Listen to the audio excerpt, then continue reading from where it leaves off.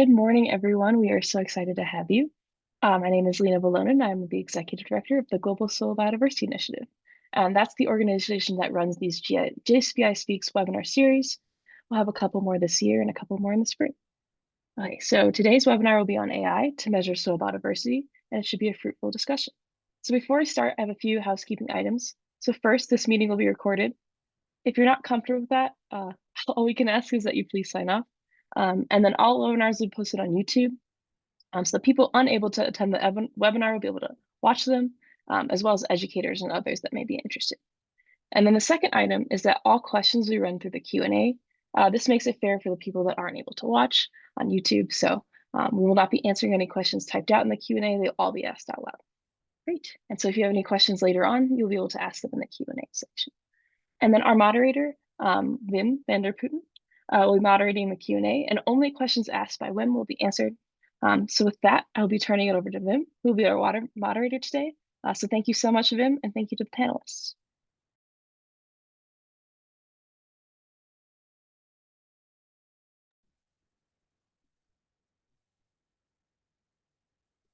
Thank you, Lena.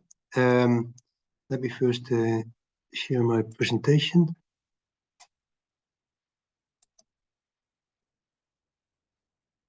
Yeah, great. Thanks to all of you for attending this webinar. And I think we have an exciting topic, AI in soil biodiversity. And well, this is the novel area of unlimited possibilities to develop our field further or not. So this is what we're going to discuss.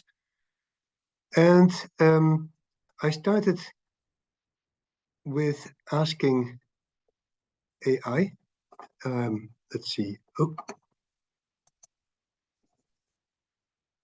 how my slides are not moving. Yeah, okay. So, well, I thought within the atmosphere of this meeting, I asked AI to say what the GSBI can do with artificial intelligence. And then in this case, Google says that, well, with AI, we can analyze vast data sets to identify patterns in soil health and biodiversity. Well, this is already an interesting remark because there's a lot of disagreement about what is soil health, or a lot of discussion. But luckily, one of our panelist members is going to speak about that. AI also said that we could use AI to predict future trends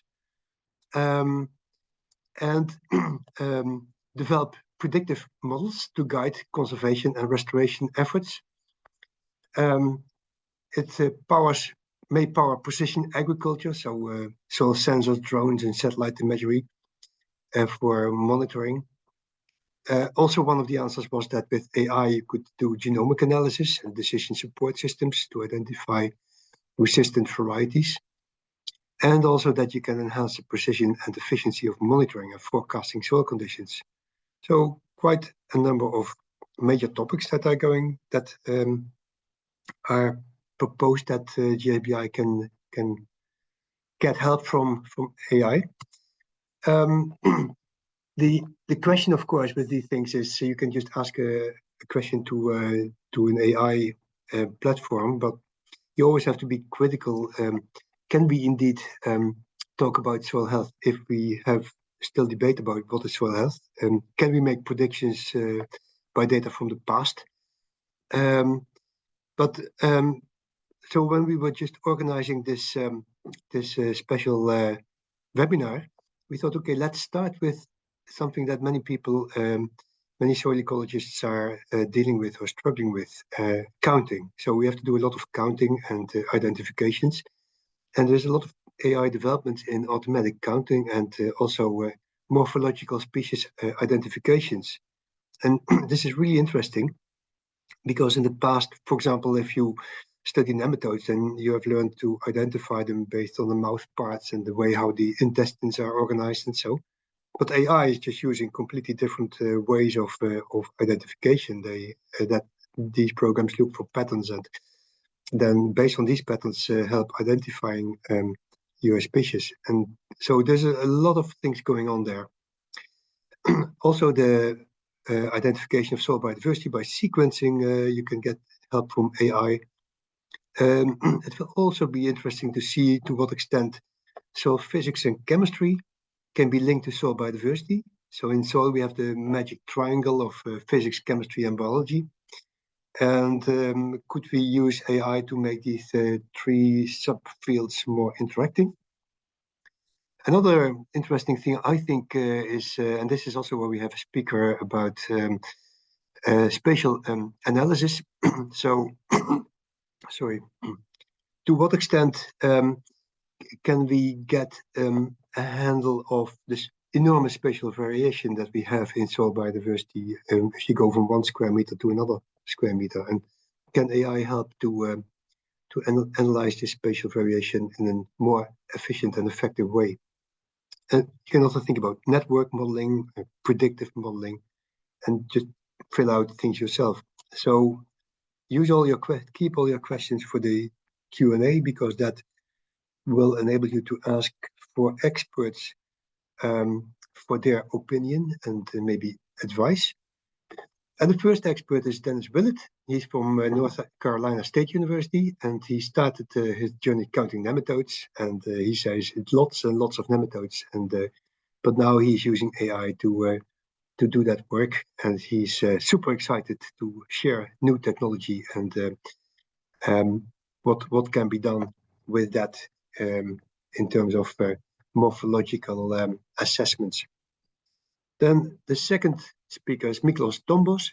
He's from the Hungarian Academy of Sciences of the Hungarian Research Network, and he develops AI-based tools, including Edapholog, to study soil biodiversity for applications in carbon farming and regenerative agriculture.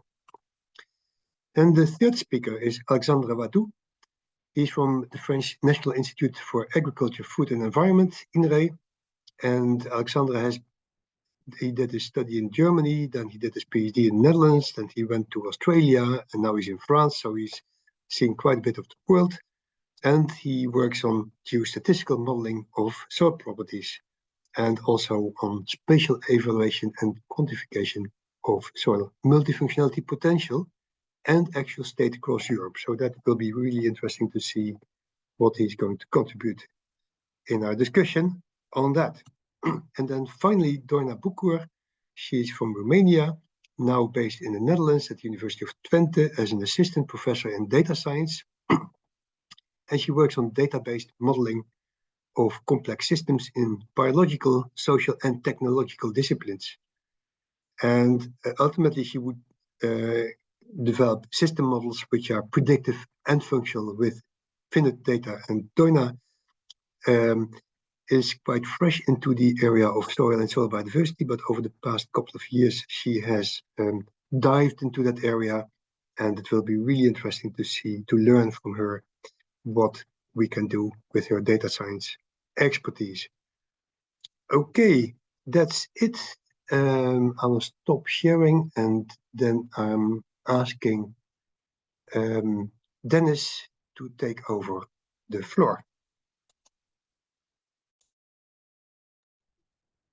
Thank you so much for that introduction, and also for the opportunity to speak today. Super excited to share with you what we've been working on. So we're going to be talking today about the Smart Soil Organism Detector, which the introduction was perfect. Thank you so much for that, because those top three areas that you mentioned, automatic counting, identification, and sequencing, is exactly the big pain points that we had. And this is kind of what we've been developing to try to address a lot of those using AI. Before we dive in, I wanted to kind of level set and talk a little bit about AI and soil biodiversity at a high level before we dive into actually specifically discussing the smart sod and the instrument that we've been working on. And part of the reason for that is whenever you talk about AI nowadays, there's a lot of hype and a lot of sort of preconceived notions about what it is when you talk about the AI revolution, the AI frontier. And when you say AI and soil biodiversity, the image that can get conjured up is something like this, where there's a lot going on, there's a lot of information, but it's never really clear exactly sort of why or what's going on or really how it works. And so I kind of wanted to level set us today and thinking about AI as giving us the ability to use better tools. And by that, basically using better tools, better instruments that give us more data so that we can ask better questions about the soil with the end goal of improving stewardship of this incredible resource for future generations. So that's kind of the encapsulation of kind of how we're thinking about using AI and soil biodiversity.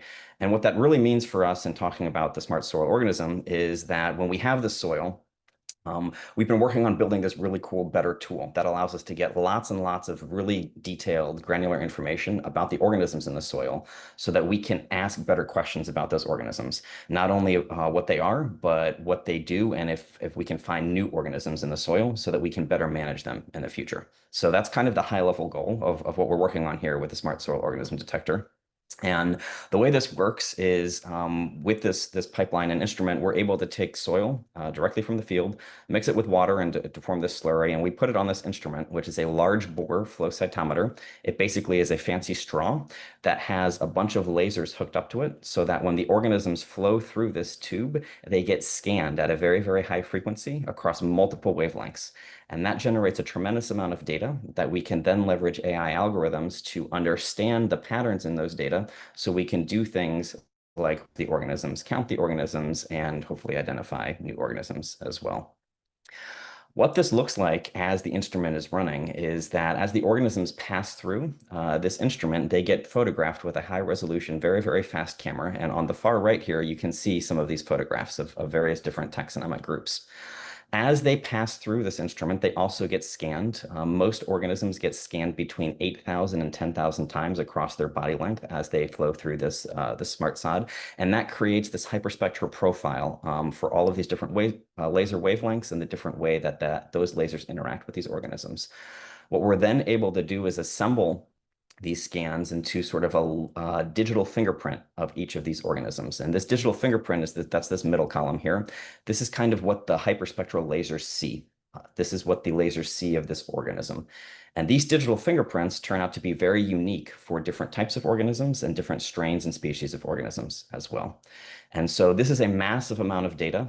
Every organism gets scans 8 to 10,000 times. We're generating gigabytes of data from these scans, and we use AI to be able to understand what you can do with those digital fingerprints. So one of the things you can do once you have these digital fingerprints of these organisms using AI is you can identify these organisms. So you can provide known organisms to this instrument and pipeline, and then you can train the instrument to recognize these organisms based on those digital fingerprints. And this works remarkably well. We get 95% accuracy for strains. So these are within a given species, populations that are in different areas. So nematode strains, for example. We can do this very, very quickly because of the high throughput nature of this instrument. We can process up to 2,000 organisms per minute. And the cool thing about this is because it's all based in water, the organisms are maintained alive throughout the entire process and it's non-destructive. So we can then study those organisms that we've identified afterwards and use them for other experiments. The other thing you can do with these digital fingerprints using AI is you can do biodiversity discovery. And this is something we're super excited about. And we're going to be talking a little bit more about this in the context of AI and soil biodiversity today. So with this massive amount of data, you can use AI algorithms to understand how similar digital fingerprints are to each other and to other organisms that the instrument has seen before.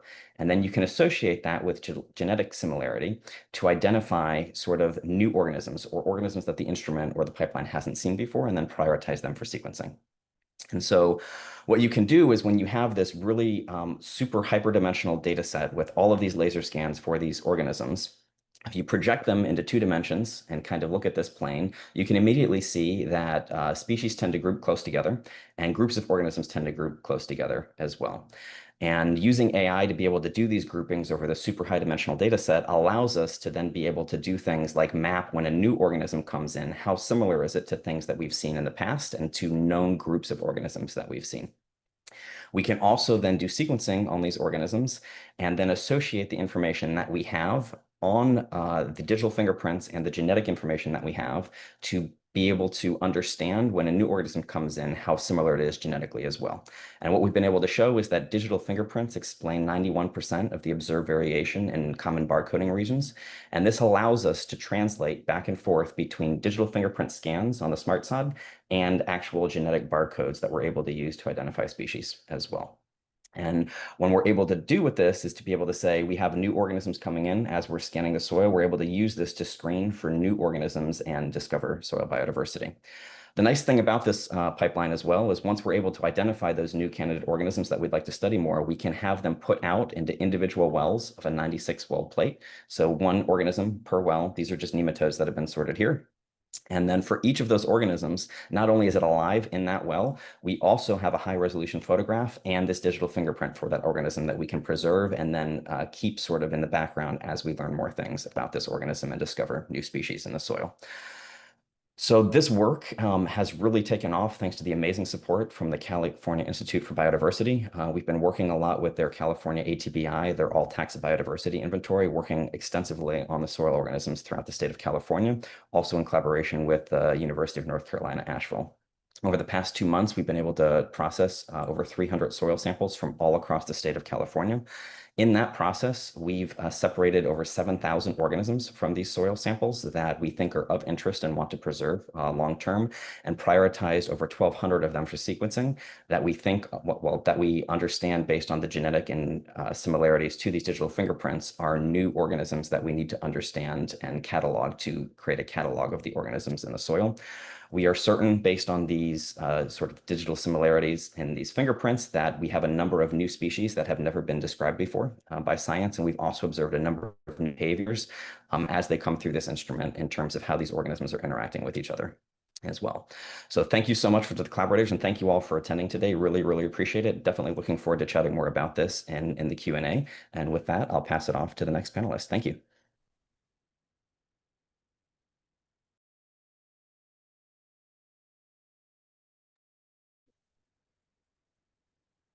Okay, I will Miklós Dombos, I will be the next one. As I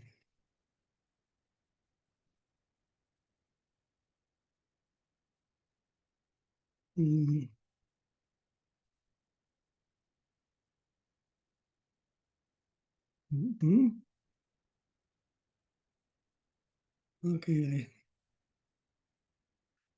oops, share my screen. So that's really, I'm sorry. Okay, all right, let's jump straight into our technology, but I will talk about the Edapholog. We deal with the mesofauna, the microarthropods. As I guess all you know, the soil mesofauna is usually divided into micro, meso, and macrofauna. So we will focus on the mesofauna, key top-down regulators of microbes, mainly springtails and mites. But our device detects all arthropods that pass through the 2 × 2 millimeter mesh during extraction, including insect larvae as well. So for example, wireworms, the larvae of creek beetles are also detected, which are important in wheat pests, for example. So why use AI-based methods? Because they can produce biodiversity data much more cheaply than traditional approaches. There is a trade-off exists. So for now, at least, so species level identification is still limited, but our aim is really clear. So we want the price of these measurements to be as low as a simple pH or humus content test.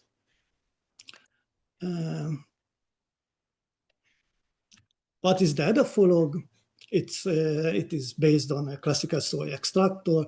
We take undisturbed soil cores, place them on a sieve, heat from the top and cool from the below, creating a vertical moisture gradient as the very classical methods, and the animal fall into the collecting chamber. But instead of killing them, we keep them alive and record them using a camera running real-time AI. So once identified, the system blows each individual into a sample container. You can see this picture maybe. They are very small and they are very big ones. That's a challenge, by the way. Okay, so here you can see our current taxonomic resolution of our AI model. So we can distinguish about 150 groups, later on aggregated into higher taxa for reporting. Importantly, the system also outputs the QBS index, the biological soil quality index. The logic behind is very simple. So the more soil adapted the organism, the healthier the soil. To calculate this morphological trait are also recognized by the model. And of course, we tested our toy across 10 European countries. The system reached about 86% accuracy. And more importantly, the accuracy, sensitivity, and specificity did not depend on countries. So therefore, the methods can be seen as robust and broadly applicable. But applicable for what? That's a good question. Our main aim, target is regenerative agriculture. So here are results from a 17-year no-tillage experiment. So brown bars show conventional tillage, and green bars show no-till with cover cropping and so on. So green bars and the panel A compares classical microscopy and in gray with Edapholog in blue. So the patterns are really very similar across arthropod groups. And these data, of course, can be expressed with multivariate statistics, simply richness or QBS index or whatever diversity index you want to calculate. And because of this, we believe that the device is well suited to track biodiversity responses to regenerative practices. We suggest using in carbon farming programs as well. The big challenge is, of course, spatial and temporal variability. So we recommend simultaneous sampling of pair plots, for example, hedge rows and crop field, to get a more robust comparison. And one more point that I want to really emphasize, and that will be the main take-home message, that the Edapholog doesn't just provide tax and count. So since each individual is detected separately, we also measure the body sizes. On the one hand, that means automatized estimates of biomass and age structure available. This allows population dynamics modelings going behind simply abundance tables. And because of the animals remain alive throughout the method, and the AI runs really very fast, we can use them in laboratory experiments afterwards, so using in living experiments. So we can finally study them beyond just a name on a list. And that was all. Thank you very much. I'm very happy to be here. You can see two groups behind the project. One, our small soil zoology group at the Institute, and the players are the AI group, of course. Thank you very much. I give the floor.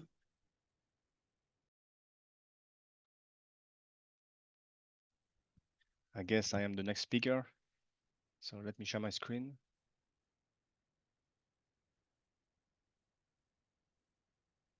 Right.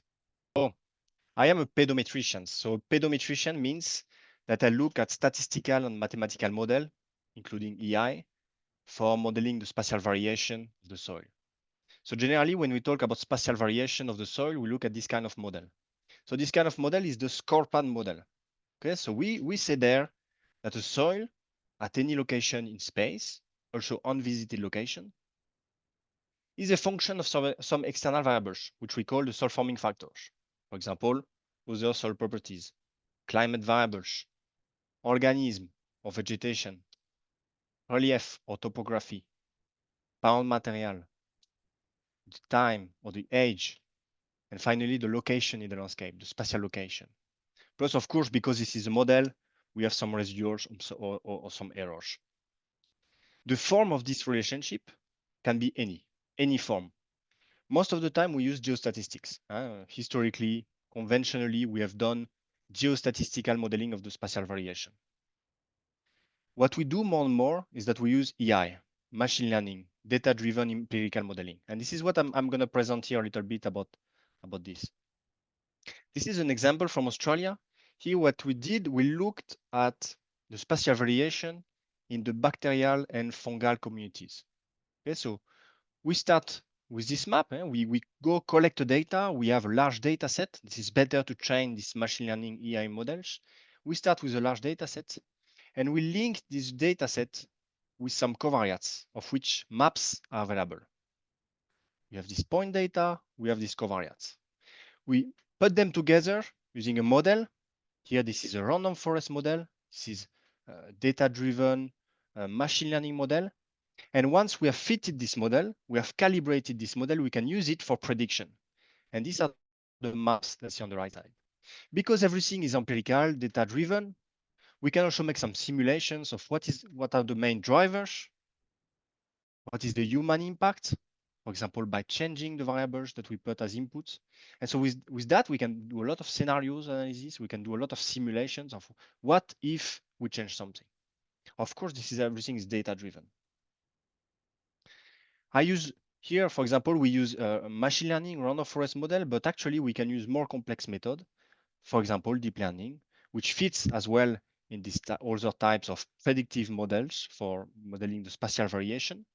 Here you have an example of a deep learning. This is called a convolutional neural network. It takes as input images, no more vectors. And these images go through several layers, some convolutional layers, shared layers, etc. And then we make a prediction. This can be a multivariate prediction, as you can see here, subsoil, topsoil. It can be a multivariate prediction of multiple properties. It can be a multivariate prediction of prediction plus uncertainty. You can do basically anything with these neural networks. This neural network is what is called most of the time AI. Okay, so when we think about AI, most of the time people will think about these deep learning predictive models. I actually recently reviewed this artificial intelligence in soil science and tried to look at what makes artificial intelligence in soil science. And my point here is that it's much broader than just predictive modeling. Okay, you can see at this bottom here, you have this supervised learning, deep learning, ensemble model, unsupervised learning. All of these fit in this small area of machine learning, which is a broader area of learning and predicting of a part of artificial intelligence. But artificial intelligence is much more than that. We have also this part about reasoning and decision making, for example, expert systems. You have also this part about sensing and interacting, the interface between artificial intelligence and the real world. For example, we saw something about computer vision. I would put it there. The point here is that artificial intelligence is broad. It's really complex to define. And it's even more complex to make a taxonomy of what is artificial intelligence in soil science. I've tried that. Go have a look at the paper and please comment it. In this work, I also try to look at what are the challenges of AI in soil science. I mentioned a few challenges. I will not go through everything, but one of these challenges for me is to better understand this artificial intelligence model. Most of the time, we have black boxes. We have very complex models, and we are not really able to understand why they made a prediction. But we want to know why. So we made some work, and here you have an example of a work that we recently made.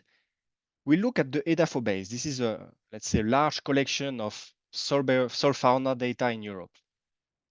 We look at this Edapholog base, and we try to map, for example, springtails, earthworms, millipedes, and we look at areas where the model could actually not predict, because the model is so bad at the prediction that we don't want to trust this prediction. It needs model interpretation. And using this model interpretation, we can actually use the AI to tell us where we need to put more effort into data collection. So here is an example of using AI in geospatial modeling of soil biodiversity, in which we use AI as a tool to tell us something about the real world. Where do we need to collect more data? Okay. Coming back at AI, I think it's an open question for me. We have a lot of open questions. I think we can maybe discuss them a little bit today. One of them is, for me, what is AI? Okay, do we have a definition of artificial intelligence? It has been mentioned before, but we actually don't know what we are talking about because we are missing a clear definition. And I think the problem of this is that we are missing a definition of intelligence. It's very difficult to define for human. it's even more difficult to define for computer. What is computer intelligence?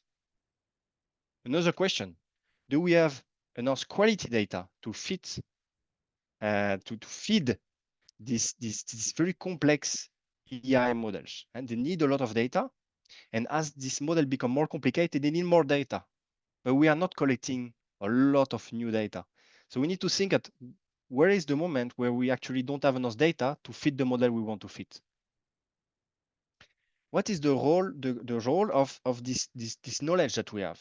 We have a lot of, we can call it a mental model of how this works, or tacit knowledge. How do we include this knowledge? Okay, this ecological knowledge. And maybe we can think it differently. How do we extract new knowledge from the model? And this brings me to the next point. Can we use AI for scientific discovery? Okay, can we use AI not to predict, but instead to tell us something, maybe to generate new hypotheses, but maybe even to generate new research questions, and maybe then use it to answer these questions? Okay, we can go very far in these ideas.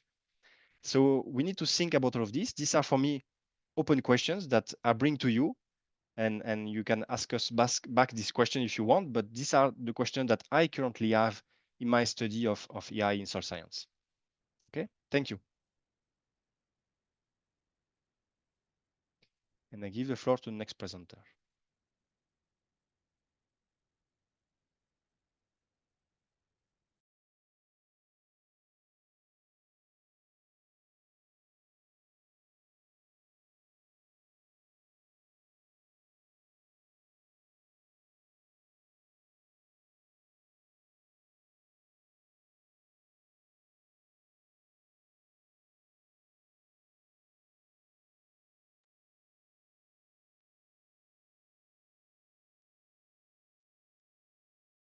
Very good.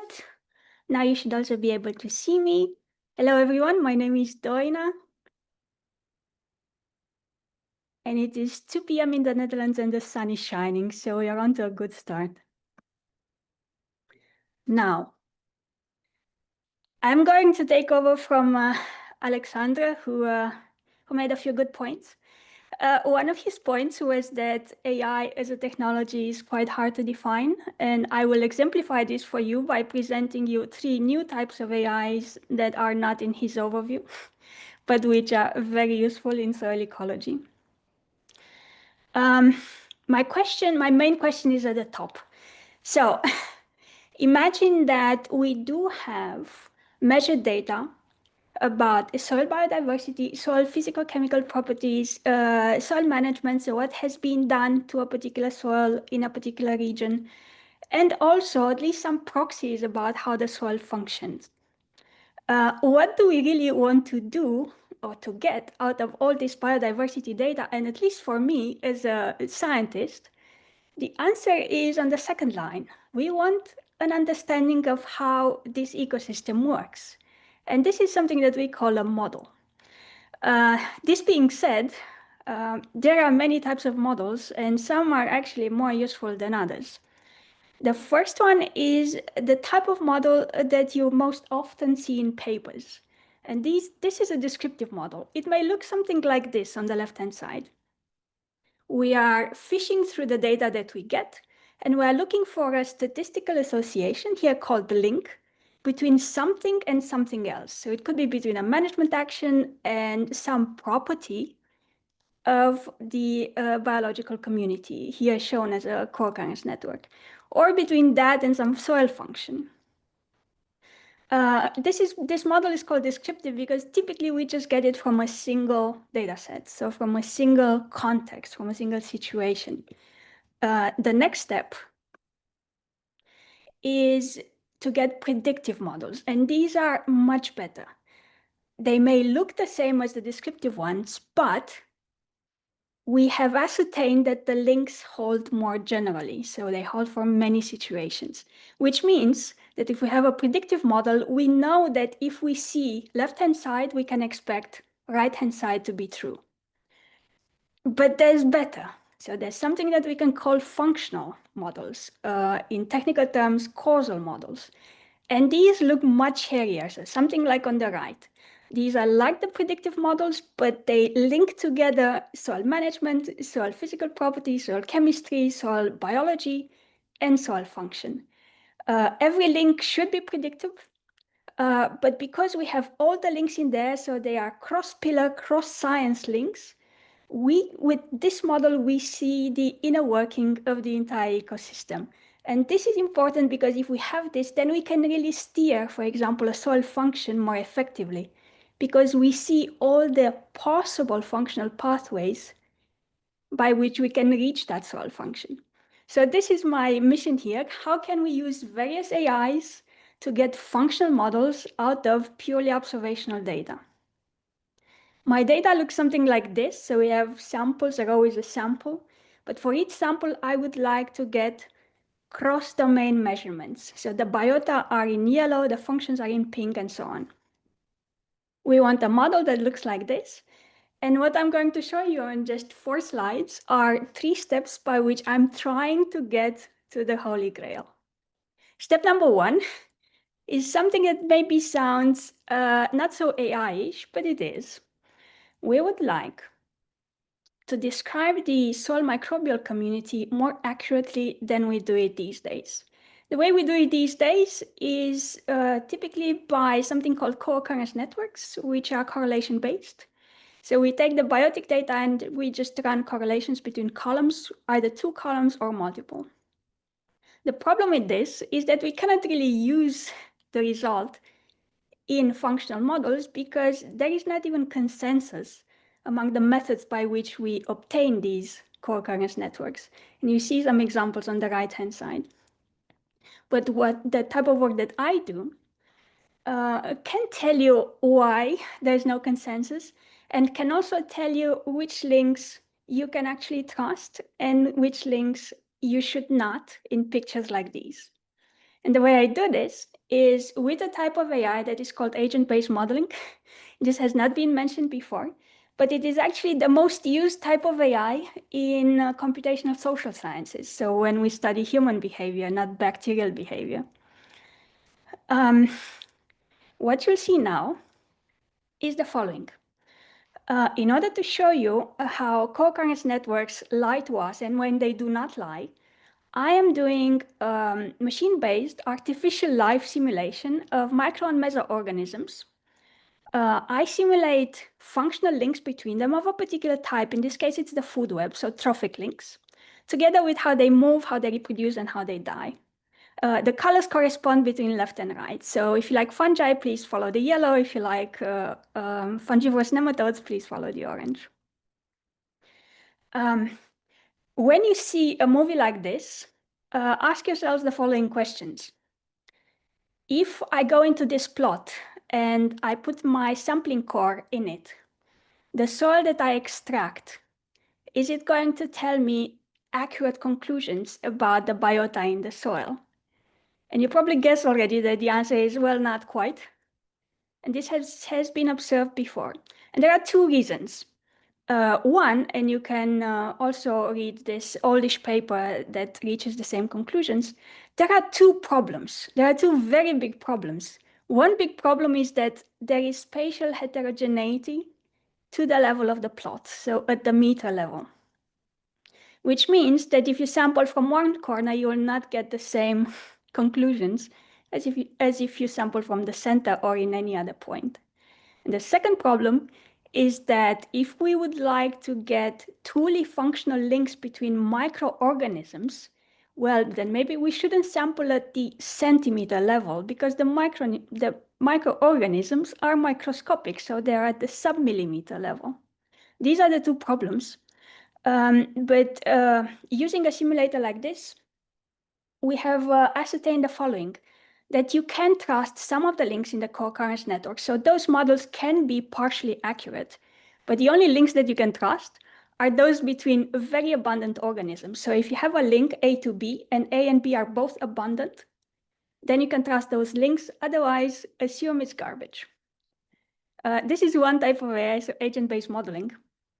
The second step that I'm working on now is the following. instead of figuring out better models for the entire community, well, remember that what I actually want is functional models. And this means that I don't need to insert a picture of the entire community in my model. I'm only interested in the subset of the community that is actually functionally relevant.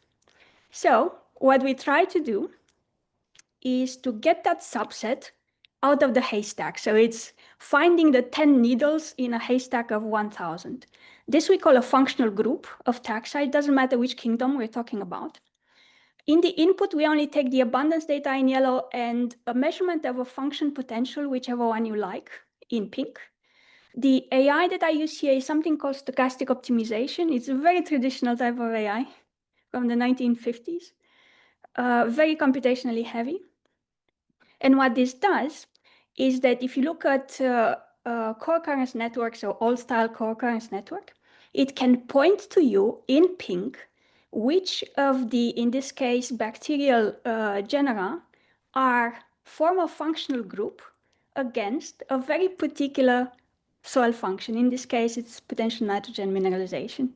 And you can also verify this by looking at, well, if I take the abundance of those pink, so relevant functionally taxa, add it together and put it on the x-axis here, and then show the function on the y-axis. Do I see a correlation? The answer is yes. The stronger this correlation is, then the more relevant the group is. This is AI number 2. And finally, and this is my last point, the holy grail is to learn functional links purely out of data. So functional links that no expert yet knows with certainty. For this, I have to take the whole data, so cross-pillar, cross-science that you have seen before, plus the functional groups that I got at the previous steps. I throw in yet another type of AI, and this is called data-driven causal discovery. This is also fairly traditional. And with this, I obtain an actual real functional model, which looks in part like something on the right-hand side, starting from management on the left to functions on the right. What you see here as a result, so as a functional model, is completely complementary to any domain knowledge. So anything that Wim already knows about functional links between management and biota. We discover in a completely different way, which means absolutely that we can be quite wrong because the data is extremely finite. So we will need time and patience to perfect and validate models like this, but we are making the first steps as we speak. Thank you for your attention. The sun is still shining in the Netherlands. I will stop share and looking forward to your questions.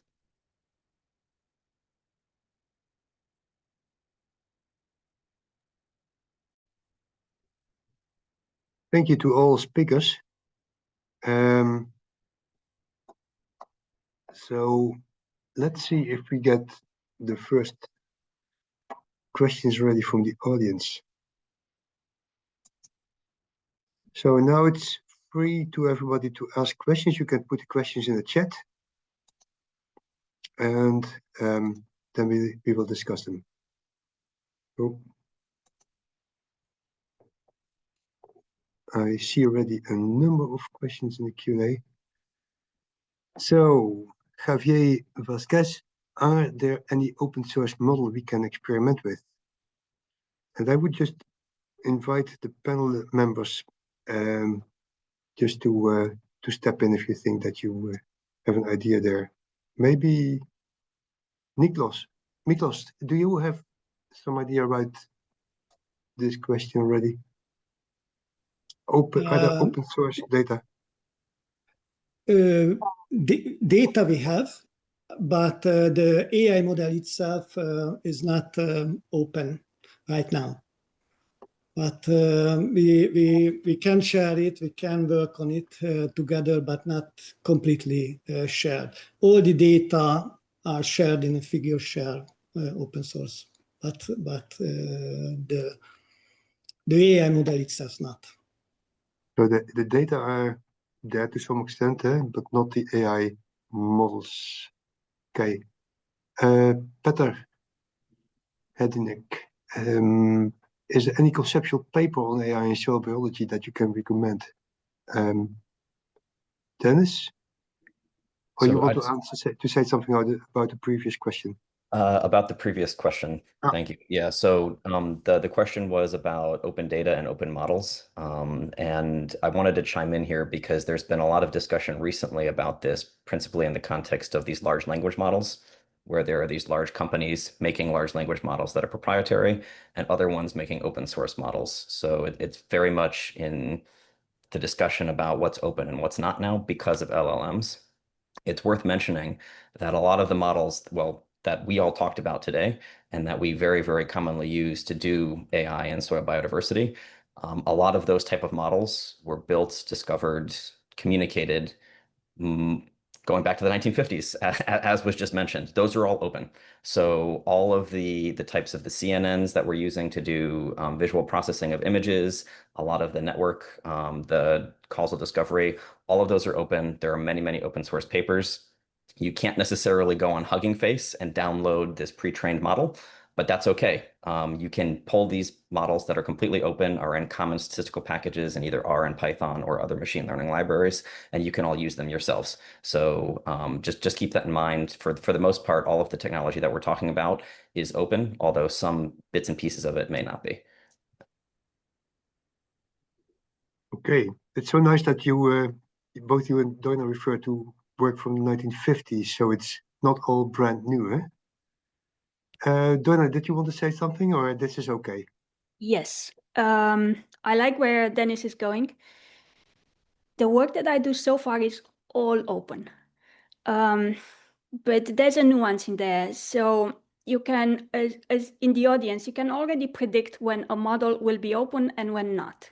The simpler the model, the more likely it is that it is already open. So for causal discovery models, for stochastic optimization models, for anything that is classical machine learning, we tend to be able to publish the model right away together with the insights, so with the paper. This is a bit more difficult for deep learning models, but in my case, it's 100% at this point. Okay. So the question of Peter was, is there a paper on AI and soil biology? Probably the question is too wide. So but there's no overview paper yet, Peter. So there's still scope to write a nice paper to get a lot of citations, I think.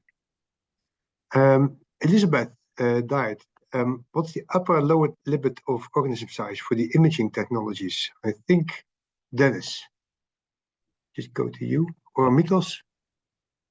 I think Miklós, yeah, we can both. all probably chime in on this one. So specifically for the SmartSod that we discussed, the large pore flow cytometer, we have a range of about, we're really good between 10 microns and 500 microns in diameter, not length, just diameter to fit through the flow cell. We're actively working with Union Biometrica, which is the engineering company that builds these instruments for us, to expand that up to 2 centimeters with some very promising results there. It's not published yet. The other thing that I'll mention is that imaging technology has come a really long way just in the last couple of years, and that it's very, very doable to be able to image larger organisms as well, using other technologies outside of an instrument like this as well. And then it's just a quick question to you. If such a portable device that you can take in the field and then you get a scan of everything which is there, how much would it cost if it's complete? Is it affordable to ordinary people like me? So this is a new technology that was developed in collaboration with this company, and so it is one of a kind because of the unique sensor suite and laser suite that is in there, and because it is new, it is rather expensive and uses technology that is very, very expensive. Technology does come down in price as things begin to scale, though, and so we're definitely looking into ways to make that more affordable and portable. But right now, given it's the very first one, and we're still sort of testing it out and building out the pipelines, probably not something that everybody puts in an ag field right now.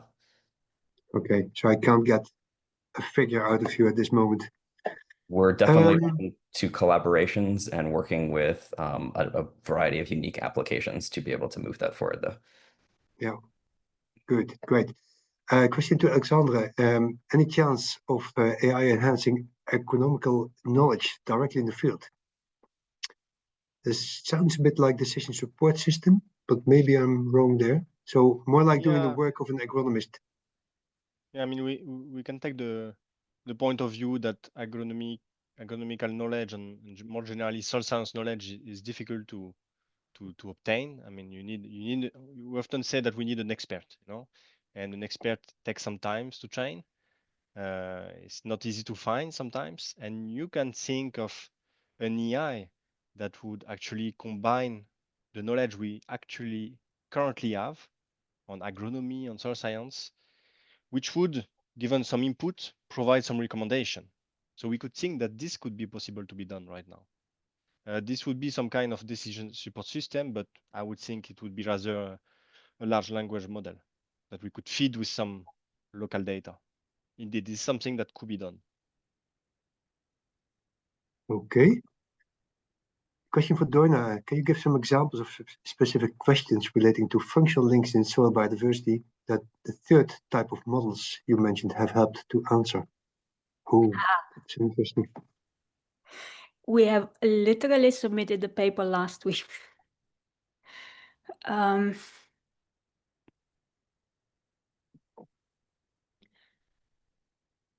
It's a yes and no.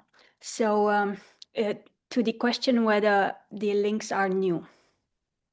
So the state at which we are now with functional modeling is the following.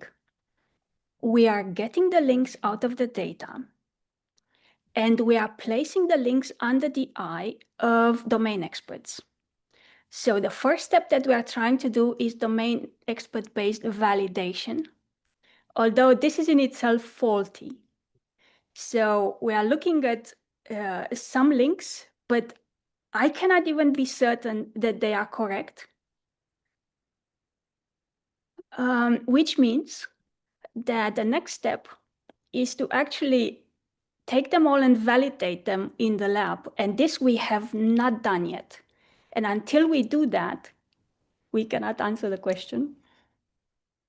So we still have 2 steps ahead of us.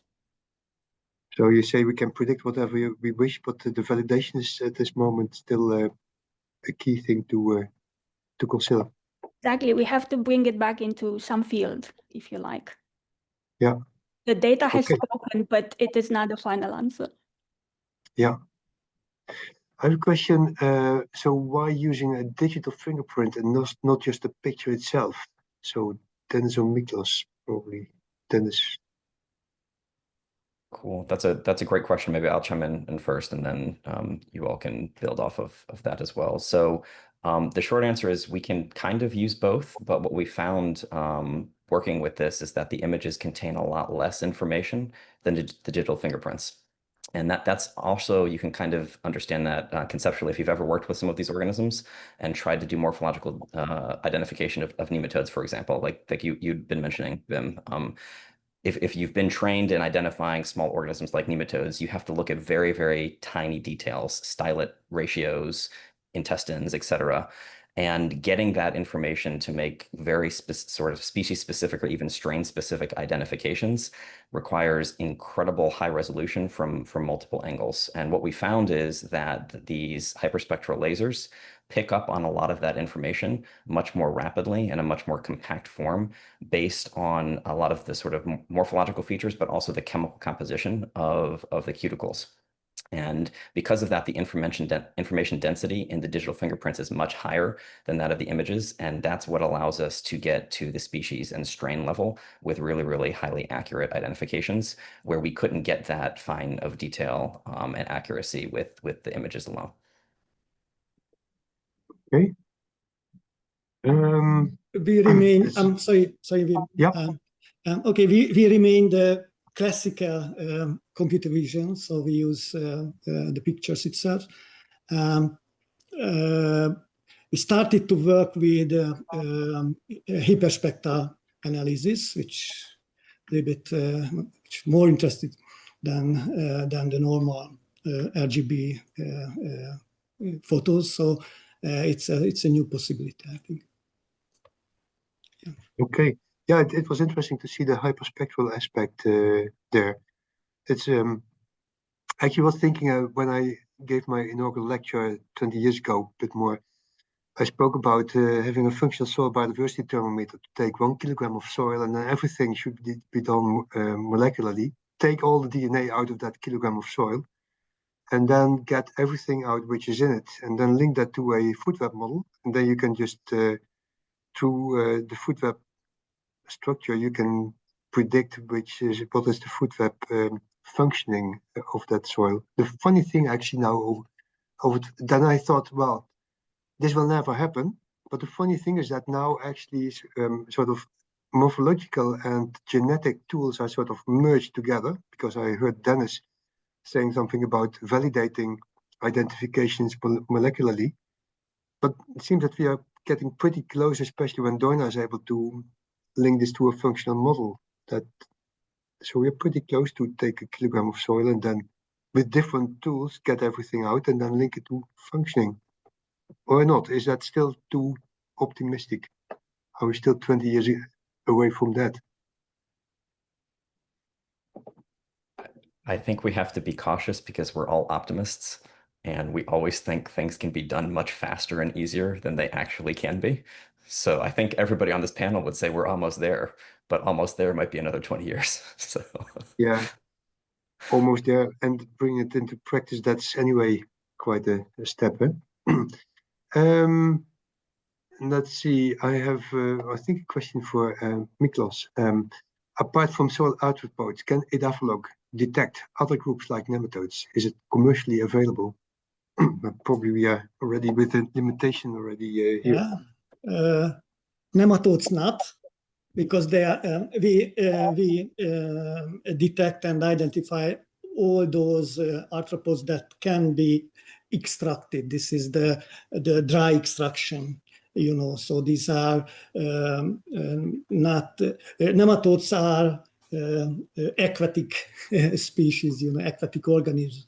So they are different. So nematodes, not only the mesofauna, so microarthropods, and the bigger, I mean, larger myriapods and other arthropods. So that's one point. But this one we can, as I mentioned, even pests, I mean insect pests, can be identified by this device. Concerning commercialization, we are very close to it, and hopefully next week it will be launched. Next year, sorry. The market launch will be happening right now. We are now at the TRL level at between 9 and 10, so we were quite close to the market. If somebody are interested, please feel free to email me, and I will discuss it. How can we provide the device? Because until the real commercialization, the cooperation is a little bit limited, but we have the possibility to work in research. Yeah, okay. So we've been seeing examples from United States, Europe, and now Australia. So Ibrahim Yara is asking, do you have any intervention in Africa? I will be happy to partner. So that's an important thing already, that we have people on the ground in Africa. But so to what extent, or how can we use this technology in, let's say, the global south, where it's really difficult to get information? So do you know of any plans there, Denis? So we have a collaboration with Embrapa and Ipamigi in Brazil through a number of connections, and we've been working with them on plant parasitic nematodes. and have been able to show that we can screen soil for plant parasitic nematodes and identify them to species, particularly in coffee plantations. None of that's published yet. It should be coming out at some point soon. The other really cool thing, which has been really, really interesting from a nematology perspective, is that with the instrumentation and the AI models, we've been able to not only just identify nematodes, but the different stages of the nematodes and even nematode eggs directly from the soil. So what that enables us to do is to get very, very precise measures of pathogen load in these soils, even if the adults are not present, just by looking at the eggs. And so we're super excited to be able to kind of scale that up. But that's an example. We can do that in the United States as well, but it also works in Brazil. Okay. So if we ultimately want to to use that in Africa, I think it's also important to get devices which are, or approaches which are, how do you say that, affordable. And I was also thinking about a remark that Alexandre made, that you could just sort of assess where areas have been undersampled. I'm always flabbergasted when I see these big papers on soil biodiversity worldwide, and then there are 350 samples worldwide, and then that says everything about mycorrhizal fungi. So now we get more of these numbers, but there's a lot of modeling done to interpolate. But I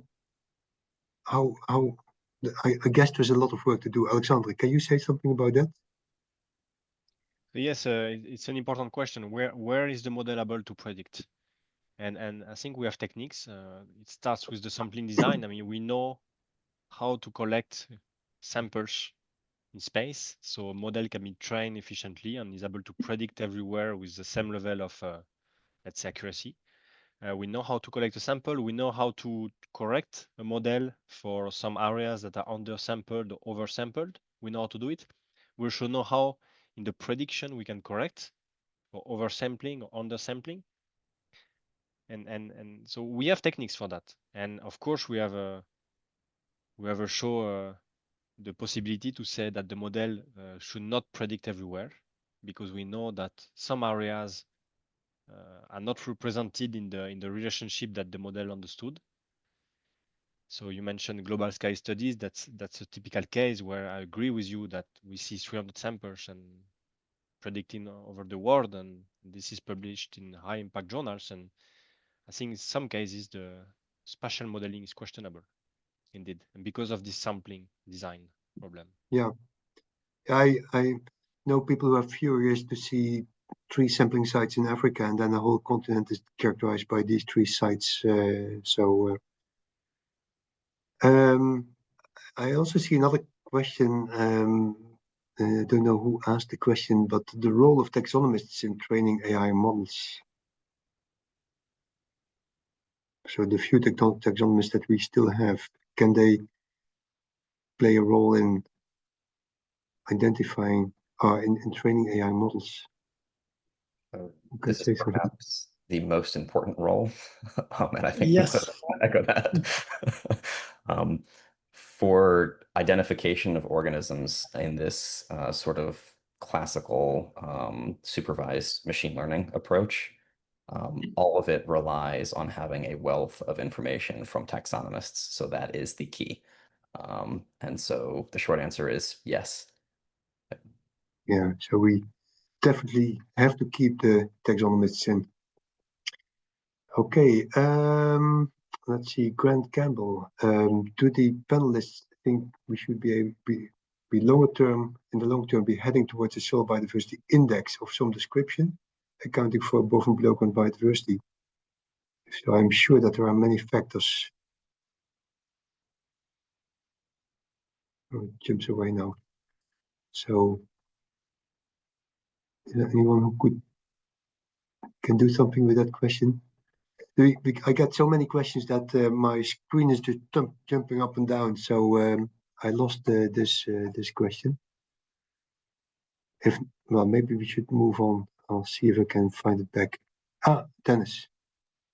So in looking through some of these questions and what all of the panelists have talked about, I think one sort of high-level question that it might be really good to hear from everybody about is the limits of the data that we currently have and the implications. Because with this data-driven discovery that we're all working on, AI is great. They're fancy algorithms. It's a lot of fun, but it really all depends on the amount of data that you have. They're essentially just really large-scale data mining algorithms. And I think we've all probably run into a number of issues where we just don't have enough data. Data are finite. And I was wondering if we could both talk about what those limitations are and how they might be solved and what that might unlock in the future if we can solve them. And Doina, I know you mentioned that extensively in your talk, and maybe starting there might be a good place to go. May I start on this? Yeah. Because I have many complaints. Because I take this holistic view upon modeling, so I really need management, chemistry, physics, biota, and function. I am probably the first person who complains about the matter. The practical problem is the following. In theory, we do have quite a bit of data because we have these global soil databases in which researchers place their samples.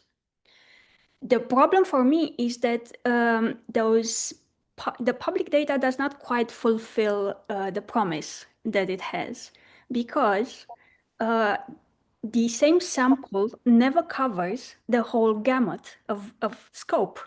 So it's almost never cross science, which means that I cannot use it to do cross science modeling. So what I would really like to do to step outside the theory and into the practice of modeling is I would like to see samples that are broad, not only samples that are many. So samples that contain all the multidimensionality that is actually necessary for good management of function modeling. Mm-hmm. Another thing there is that so we are at this moment in the project with Doina, and we want to link soil biodiversity information to management information. And it's amazing to see how difficult it is to get proper management information from farmers, especially if you want to have it in a quite a detailed manner. So, and then even things like conventional versus organic can be quite variable, but also high input versus low input farming. So if we want to use AI in predictions of management activities and how they affect soil biodiversity and soil functioning and soil health, then we also need to get better information about soil management. I think is Miklós, how do you, because regenerative agriculture is really something which is not so defined, so you have the basic principles, but I guess you have a lot of variability in the way how farmers carry this out. One point to Doina, that is very, very nice modeling in a small scale, small spatial scale dynamics. But another very, very big thing is the dynamics in time. Also in agricultural in agricultural field, in arable field, it's even higher than in a normal, I mean, in a semi-natural habitat. And what I last year we sampled different arable lands each week. Okay. And we calculated, we sampled automated, I mean, the identification has been automated, of course, but, and what we found is that the diversity or something, some output index changed so high that it was not interpretable. Okay, so just a simple point that the timing when to sample to assess carbon farming improvement. So what will be the best time to sample it? That's still an open question. And I found I dealt with spatial in my PhD as well. We used spatial series data analysis. There's a Hungarian model developer, but anyway, so the small scale heterogeneity I realized that it's high, but the differences in time is even higher. Yeah. This is where you always have eternal discussions if you start a sampling program, where, how often, and the spatial level. I have a question for all speakers. How do you think these AI methodologies can be integrated into monitoring frameworks? So how could they be combined with so monitoring framework. So for example, in the EU now we got the soil monitoring law, and I've seen several openings and presentations of you. So Denis, of Alexandre, you said there is you can just describe areas which are undersampled in Europe, and but then we had the discussion about how often do you have to sample it on spatial scale. These new technologies, because if we sample, we need to have standardized approaches. So one machine to sample all these sites would be really helpful, which is not competitive, which is not commercially probably the right thing to do, because you need to have different companies that could be involved. So can you make some considerations about this? Yeah. So I actually don't know. So in this proposal for directive, no, I think it has been approved, but they talk about measurement and measurement. How does it link to EI, which is a model, and monitoring, which is repeating the measurement over time? I'm not so sure. So I don't know how we could actually use EI for monitoring. If this can help, might be case specific. I mean, if you need to infer some properties, you can use a model, and this can be an EI model. But without an example of what is exactly meant by monitoring and which property, I think for me is really difficult to answer. We need to understand that monitoring is repeating a measurement over time. And this is what the EU proposed. I mean, we need to monitor and to harmonize this monitoring network across Europe. But there, at the moment, there is very little EI. Maybe because there's no need for. Yeah, are we not that far yet? Because you want Miklós. Yeah, in the carbon program, it is needed. I mean, not only the biodiversity, but also the carbon. I mean, following the carbon sequestration. It is a crucial point, and they try to find out how to sample. Right now, they try to really follow the parcels. I mean, spatially follow the parcels and sample each parcels. It's a enormous number of samples, and the question is, can biodiversity monitoring follow this or not? That's a big question for carbon farming. Okay. How do you account for the? This is from Shafak. Yeah. How do you account for potential bias in the training data set, such as overrepresentation of the well-studied microbes, for example, compared to the less characterized or the rare ones? And we know that there has been some research done on the functional role of rare microbes. So, so how to make sure that we don't have a bias in the training data sets? How do you, Miklós or Denis, how do you work with that? So one of the short answers is we're always going to have bias in a number of different ways. We just try to minimize that. And so there are a couple of different statistical techniques that you can use to minimize that once you have the information that you have in terms of the organisms. But the big solution is also just getting more organisms and examples of these particular organisms that are particularly rare. One thing that we think a lot about, our background and where we used to work was in chemical ecology, and we did a lot of work on pheromone identification. And whenever you start in the field of chemical ecology and looking at insect pheromones and how they communicate, what you're looking for is a molecule that has very, very low abundance, but has an outsized impact neurologically or behaviorally. And the methodology of building that out in chemical ecology has been established over the last couple of decades. We need something like that in soil science as well, because there's been a lot of evidence that some of these really rare organisms have an outsized impact for their relative abundance.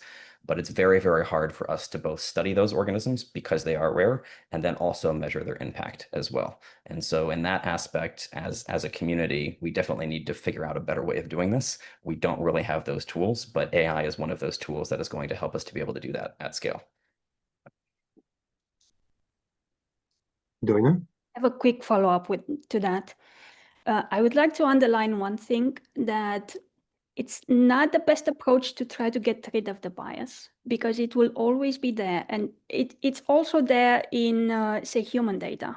If you're looking at how many blonde people you would like in your training data, well, there are not so many worldwide. So that class will always be small. The same in soil life. Some classes will always be small. What we can do, though, so we're trying to do, is to work on it, not from the point of view of the data, of fixing the data, but fixing the algorithm, so the AI itself. One example by which we do it in my model number 2, so getting the functional groups out, is to look not only at raw abundance, which for some taxa may be lowish, but also to look at whether this organism co-occurs with important organisms, with abundant organisms. So it seems to play a supporting function. So essentially in the AI, we're trying to introduce additional information other than abundance. And this way we're trying to use low abundance organisms. Okay. I'm looking a bit at the time. I think we can go on for max 10 minutes. So I have a question, there's still quite a lot of questions. How can we use these AI advances to tease out the complex role of biodiversity in soils and use this knowledge to understand the effect of change on these communities across soil and habitat types? Is from Ainhoa Bravia. Interesting question. Who dares?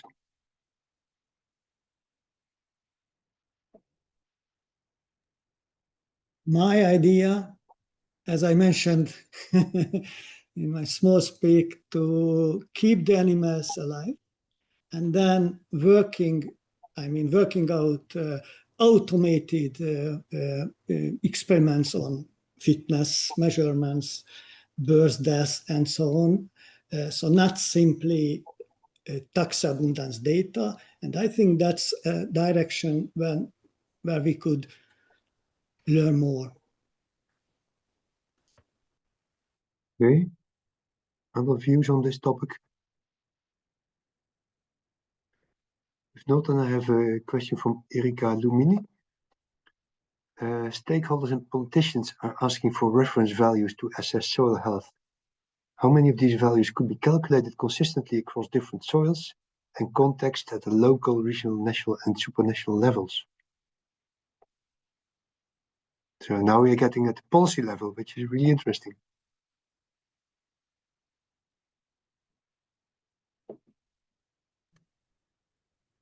Yeah, Miklós?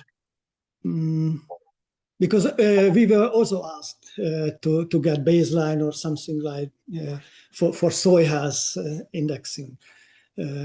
What is the baseline biodiversity for microarthropods in an arable land and so on? And it's not. It can be. Well, right now we cannot calculate such a general baseline. As you mentioned, there are many modeling achievements that then we could later on, if we will have more data, maybe we will be able to predict these numbers, but right now not.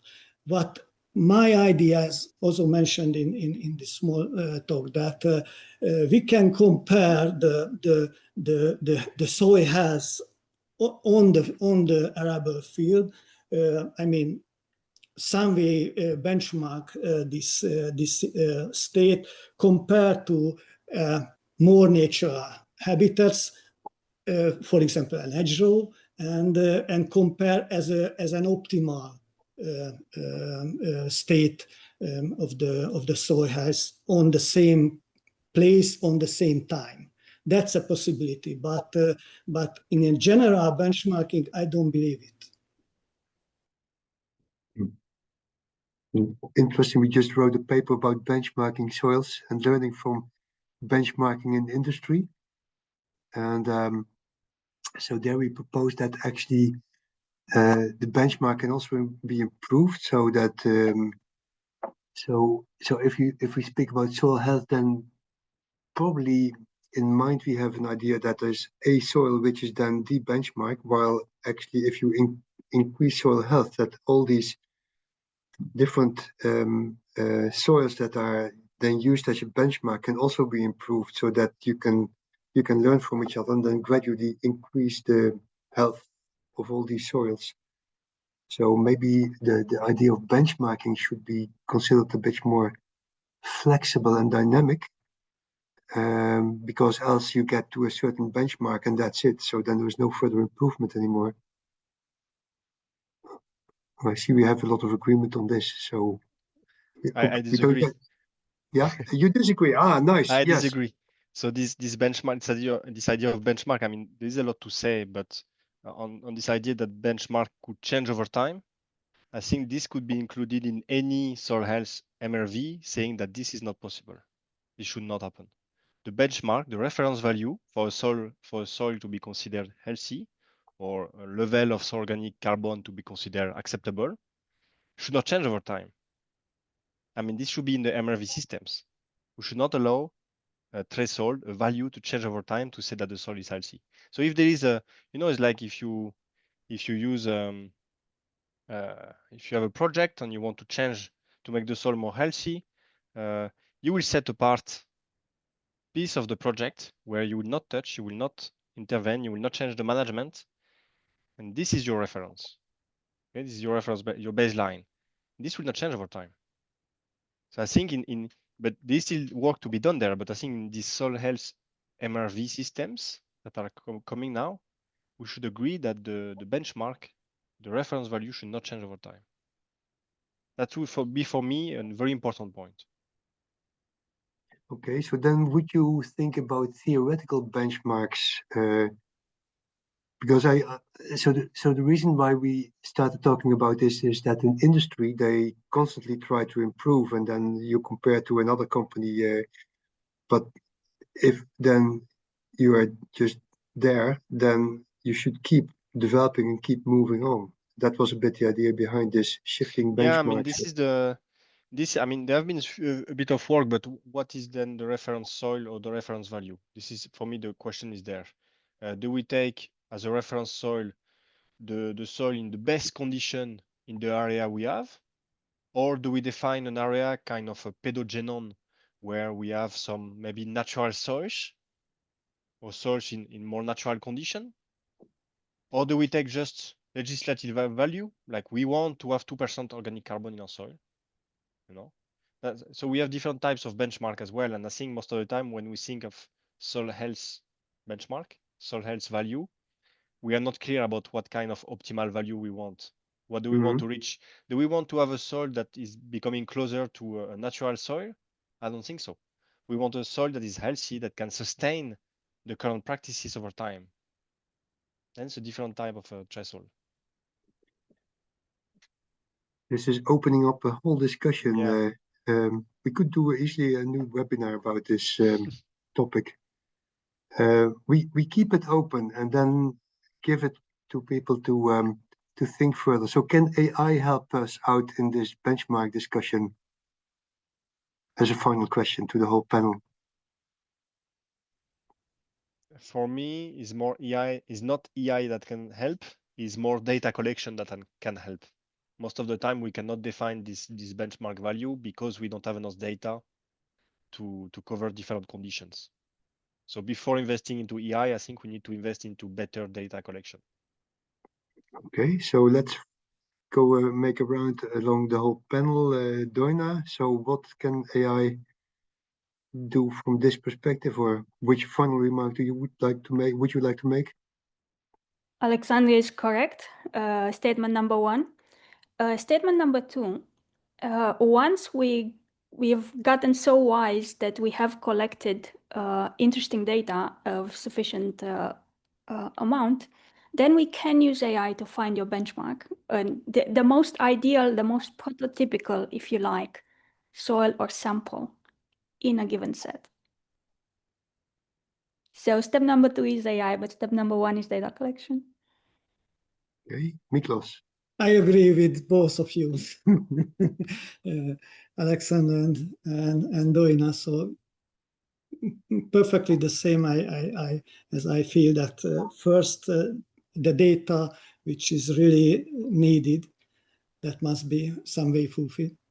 Then the models. But as you can see, the models already are on the table, so, or more or less. So I think, and concerning for example, only the computer vision in our situation. So the AI computer vision itself is really so fast emerging, and even when we started 4 years ago, this AI work, we collected the learning database, of course.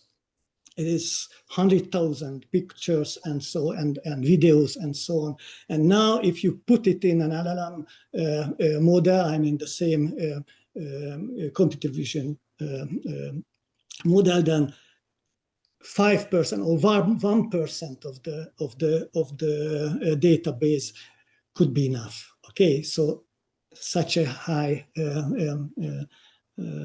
improvement. So I don't think that the AI, the AI model will fulfill, I think, our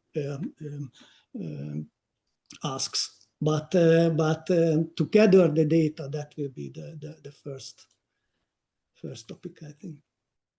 Okay, Denis, the final word for you. So definitely agree with the other comments thus far. Data are foundational for everything related to AI. That's what AI needs to be able to work well. The one thought that I'll leave on this, because when we start talking about things like MRV, benchmarking, we're starting to kind of move into the realm of automation of processes and systems that humans have traditionally done for many years. And while AI has this really incredible potential, it's worth also mentioning that it's not perfect. And that's a really important sort of concept to keep in mind, particularly when you hear all of these numbers. So if you hear 98% accuracy, 99% accuracy, and that people like to throw around numbers like that, I did in my talk as well. It works really well, and honestly, it works better than humans. But the failure rate is not zero. And that is super important, because what we're all talking about with getting more data and applying this over large areas is scale. And whenever you scale a system like this, even if the failure rate, when it doesn't work, even if it's 1%, even if it's very small, you multiply that over millions of instantiations of it, over many large hectares, over large spaces in both space and time, that failure rate will become apparent. And given all the hype around AI, that usually comes as a shock to people. And the last caveat or last thought maybe that I'll leave you all with is don't ignore that failure rate. It's worth thinking about it. If we have these automated benchmarking systems, these automated ways of identifying organisms, these automated really cool algorithms that identify these functional linkages, we're going to do better than we used to do in the past, but we're still going to be wrong some percentage of the time. And it's important to keep that in mind as well. So great potential, but with, as they say, great potential comes great responsibility as well. It's worth thinking about that as we begin to scale this out moving forward as well. So thanks for the opportunity. Great, thank you. Thank you to the whole panel. So with AI, we can handle more data. but we shouldn't stop thinking ourselves. Okay, thank you very much, Denis, Miklós, Alexandre, Doina, for your contributions. Thank to the people who are still here, and there will be people who will watch this this video later on, no doubt. Have a good afternoon, evening, morning, wherever you are, and see you next time in the next webinar of the GSBI. Bye-bye.